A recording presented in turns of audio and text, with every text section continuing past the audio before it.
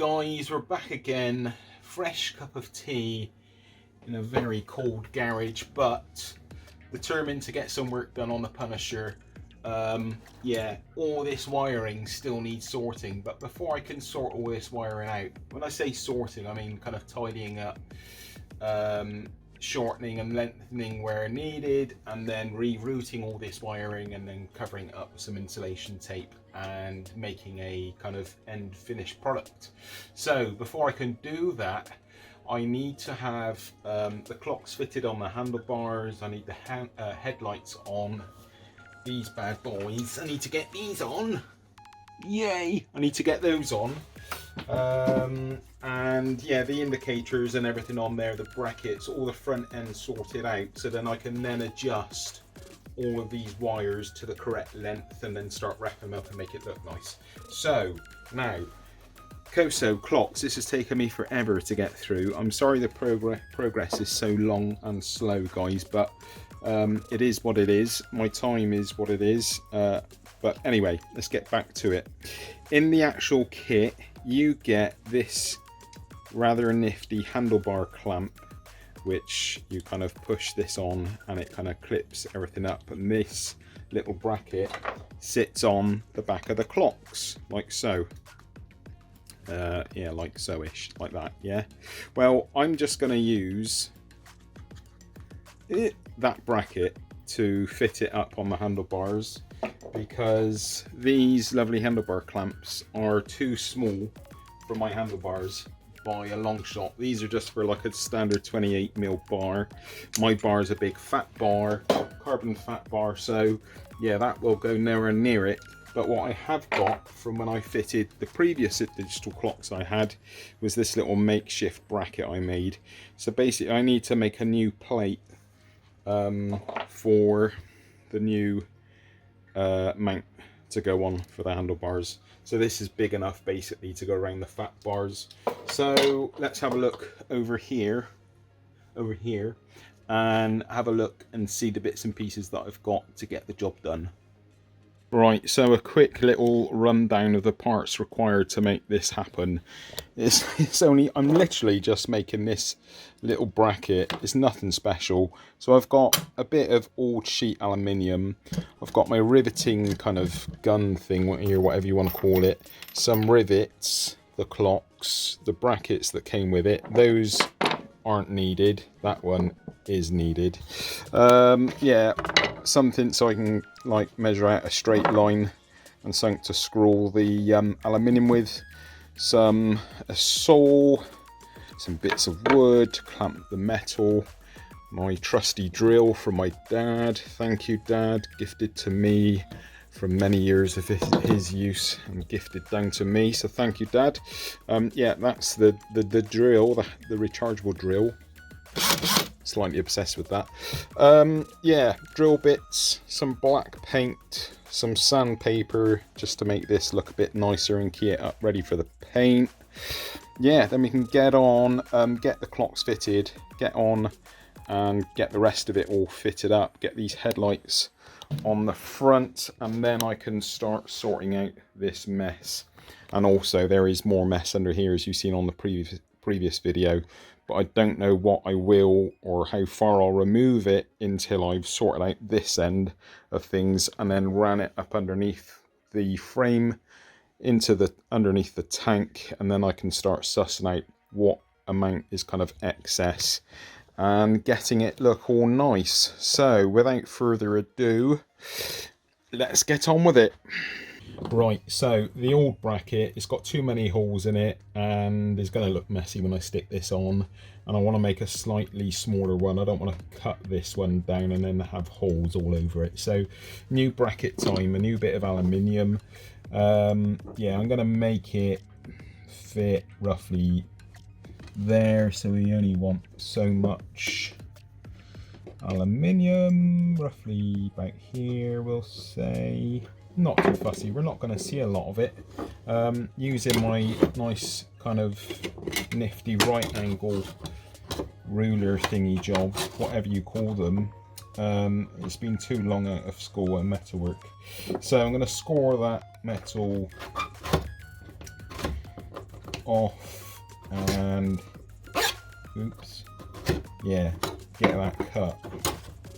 Let's cut it, baby. No exact science here, guys. Let's just get the job done. All right, not amazingly straight. I expect my cut isn't going to be much better when I get it on the vise and start getting the old sole on it. Let's get it cut.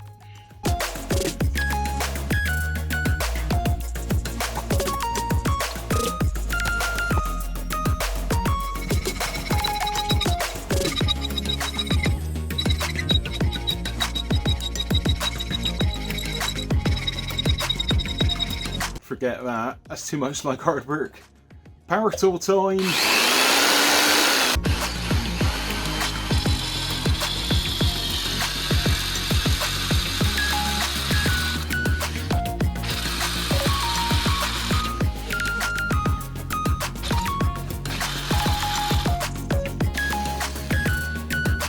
Tip of the day, always use the right cutting tool. This is for wood, not for metal, but hey ho.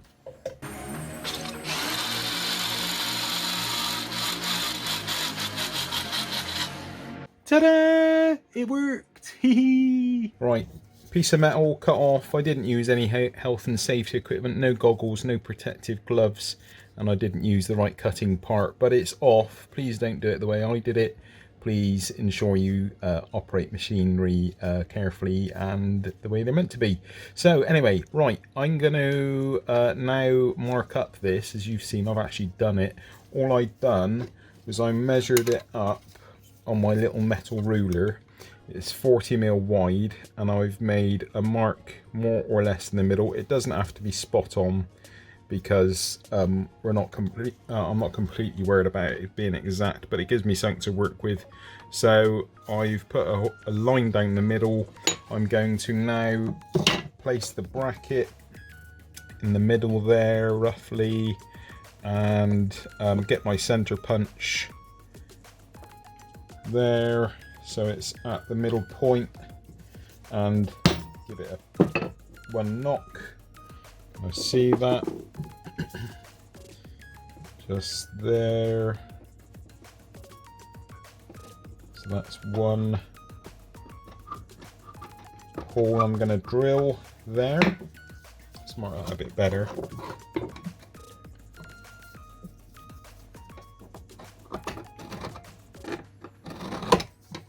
That's one hole, and then let's get that lined up again. Bosh, bosh. Get this one on the center line in the middle of the hole, and another center punch. Bang. That's a bit better. And draw another line.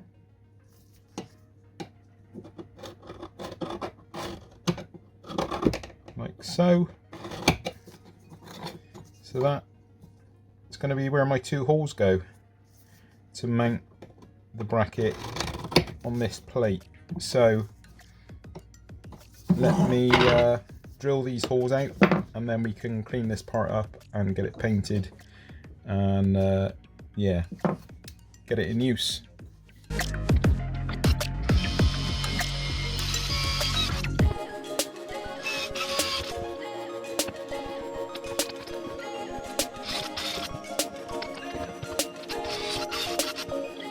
Right, now to get this the old bracket off, let's get that done.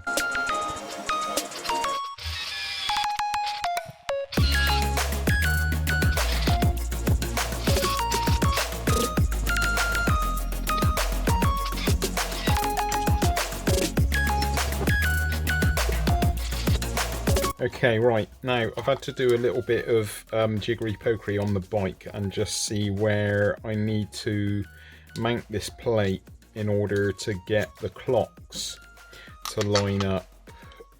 Yeah, a little bit of jiggery pokery, and I haven't ended up with things exactly the way I wanted them, but it will still work. So I've measured things out, center punched a couple of holes. Now I need to drill these holes out, and we can then rivet this plate onto this plate. It looks a bit messy, but it'll get the job done, and that's what I'm interested in at the moment.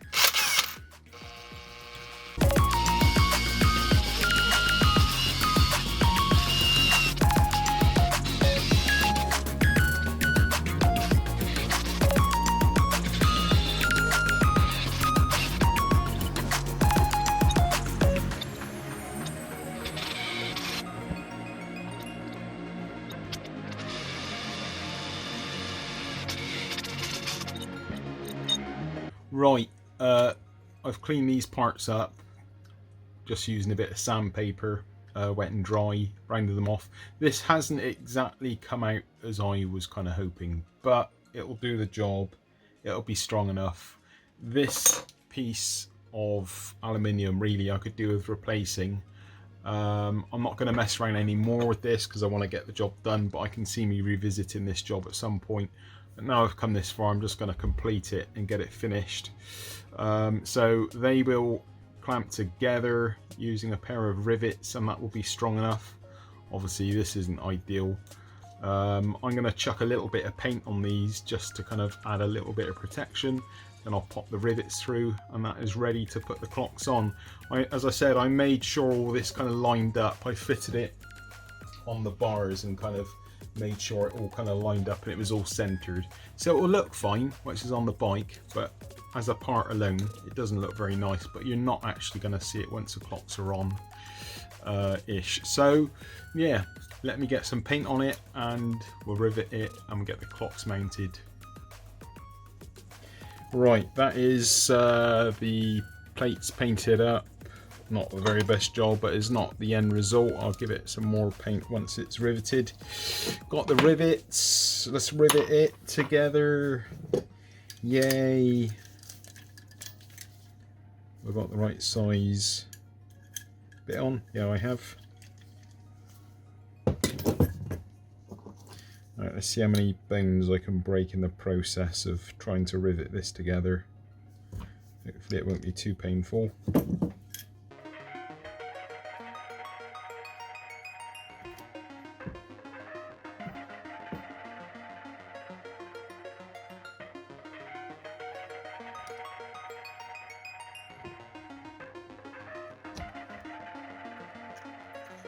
I like to do them both a little bit at first because the part can move around a bit and then you find it hard to get the next one in, or it doesn't line up.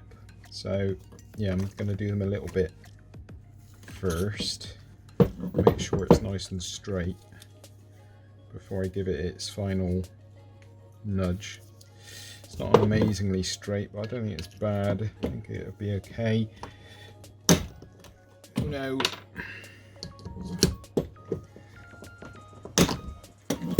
DOS. Right, so that's those riveted in place. You see that? It's super sturdy, it's not going anywhere. Right, now I can get the plates, the clocks on, sorry. So let's get that screwed in place. Oh yeah, let's use that as well.